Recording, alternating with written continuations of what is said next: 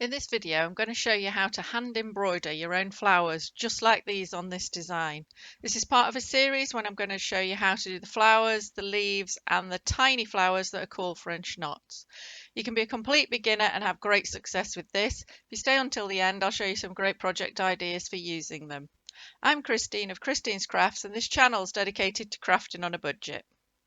So the first thing I'm going to talk about is what you need. Ideally, when you're embroidering, you want an embroidery hoop. However, if you do not have one, don't be put off. Also, if you're wanting to decorate items you already have, you may not be able to use an embroidery hoop. So ideally, what you're going to do is get your fabric. You're going to open up your hoop, which you do by twisting the screw at the top. Place the inner hoop on a surface, put your fabric over, and then push the outer ring on. And you'll see it's already gone quite taut. So I recommend then that you tighten your screw up, and then if it's not tight enough, which it probably won't be, it's quite a lot of give, just pull the fabric to tighten it up. You're looking for it being as tight as possible so you get nice even stitches and everything lies flat. That's the main advantage of using a hoop. If you haven't got one, don't worry. I'm going to show you in this video the way to do them without a hoop, so you can cope without one. So you can get started today. So what you're actually going to need is your fabric, a needle and some embroidery thread, and a pencil or a pen to just draw your design where you want to put it. So get your needle threaded up and put a small knot in the end of your thread just so it doesn't pull through when you start sewing. The first thing you're going to do is draw your flower where you want it to go. You're just going to draw a circle the size of the flower that you want. You can draw around something for a nice accurate circle, or you can just freehand like I'm doing. It's not a big deal, it's nothing to worry about. Mark the center of your circle, again just by eye, and then you're going to draw spokes on. Now, it depends on the size of your circle as to how many spokes. I think the smallest you should go for is 5. And you'll see for this size, I'm going to put 7 on mine to get plenty of detail.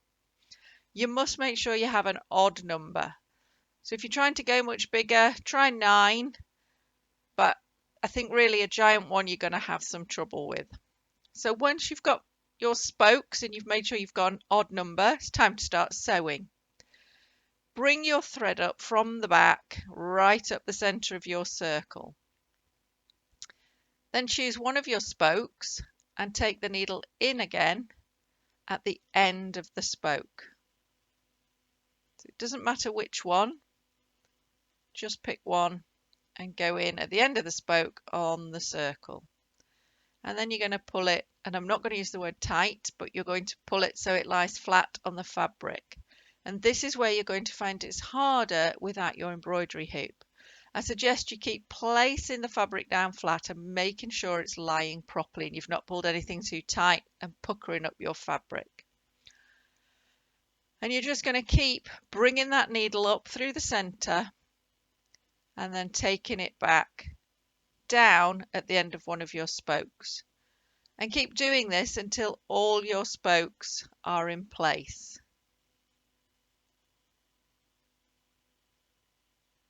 Once you start doing these, you'll very quickly realize how many spokes you like working with on which size flowers.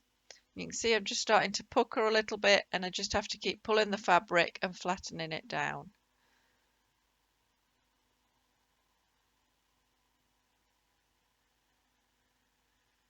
Obviously, when you've done this, you have set the size of your flower. See me flattening it again. Just keep working your way around those spokes. Make sure you're keeping your yarn so that it's sitting flat on the back of the fabric as well as the front. You don't have to be too fussy about what sort of fabric you're embroidering on, because if you're doing a project piece, you may not have much choice. Okay, so you can see I've got one spoke left. So I'm just going to come back up through the center. And you'll see me messing about with this fabric, so it really is easier with a hoop, but I wanted to show you that it's possible without. So once you've got all those spokes, it's going to be time to form the petals of your flower.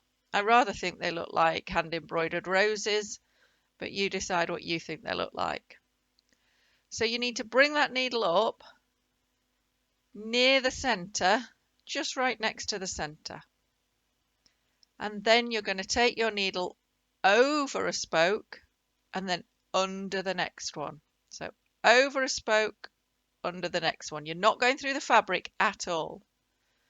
And then you're going to go over the next one and then under the next one.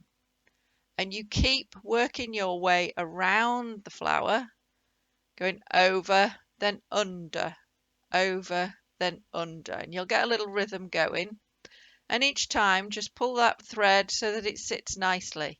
You're not trying to pull it so tight it draws everything in, but you don't want great big loops either. So I've sped it up here just so you don't get bored. Just keep going round and round, over and under, and you will see your flower appearing. You'll see that you're forming those pretty petals as you go over and under. And as you work your way out, your spokes are getting shorter and shorter. And once you get to the point where your spokes have pretty much disappeared, you'll find it gets a little bit trickier, but you're still following the same technique, over and under, over and under. As you get to the end, you'll see I'm just still trying to squeeze a couple more stitches. Once your spokes have disappeared, you can't see them anymore, your flower is complete. And then it's time to take your thread through to the back. Just poke it through under that edge so that you can't see that tiny stitch you've made. And you're onto the back. And you'll see on the back you've still just got those spokes. And now take a small stitch and then put your needle through the loop. And then I always do 2 just to be sure, and they'll stop your thread pulling through. And then you can cut off your thread and you've completed your first flower. Well done, enjoy, and I hope you're going to make many more. I promised you some project ideas. Well, what about this of decorating a pocket on a shirt? Give those clothes a new lease of life with lots of hand embroidery. So I hope you've enjoyed the video. Please give me a thumbs up if you have and subscribe to catch all my videos. Next week I'll be showing you how to do the leaves.